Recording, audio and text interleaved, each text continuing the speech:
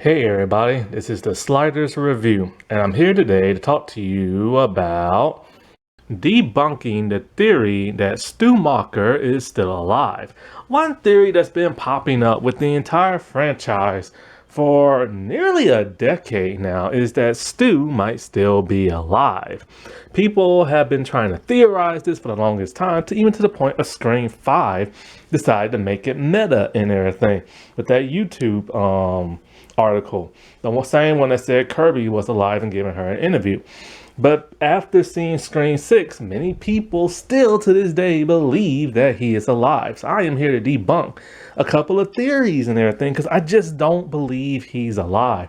The dude gotta be deader than dead. And plus, why would you want him to resurrect when his death was awesome?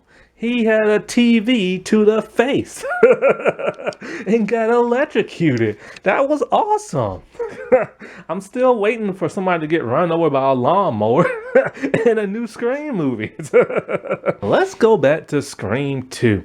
In Scream 2, Matthew Lillard did a cameo. He's in a wig. He's in the far background behind that of Randy and the what do they call them, sorority girls and stuff. He did this as a favor because he was dating Nev I can't even talk right now, Nev Campbell back in the day. So he just did that little cameo. So some people are trying to say that's him in disguise. Now if they were to bring him back, that would be interesting, but it's just some random dude. Of course there is the YouTube page itself and everything, and that's just people randomly theorizing. That doesn't mean that it's true. There's been no evidence that he is still alive, no hint whatsoever. Then there's Kirby's board, her criminal board, and next to Stu's name there is a question mark, and many people assume that she wondered if he could still be alive. But that don't make no sense because when she goes to the theater and she's next to Mindy, she's all like the TV that I cannot talk. The TV that killed Stu. And then Mindy's all like if he's really dead. Okay, so here's the thing about the board. If you actually look closer, you see Mickey has a question mark as well. So does that mean Mickey could possibly be alive? No, he got shot up. And so, like, if you look even closer, you will see Roman, and there's a sticky next to him that says therapist. Now, there was no therapist in Scream 3. So who could that have been? Look closer and go down, and you will see the actual therapist from Scream 6 that actually died.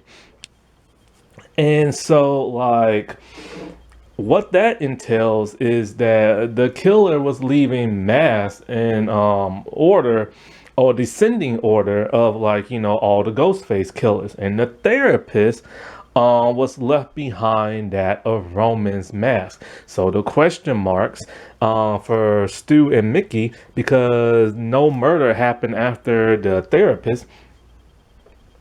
So, you know, Kirby was debating, you know, who's next to die from that of Stu and that of Mickey's mask and everything.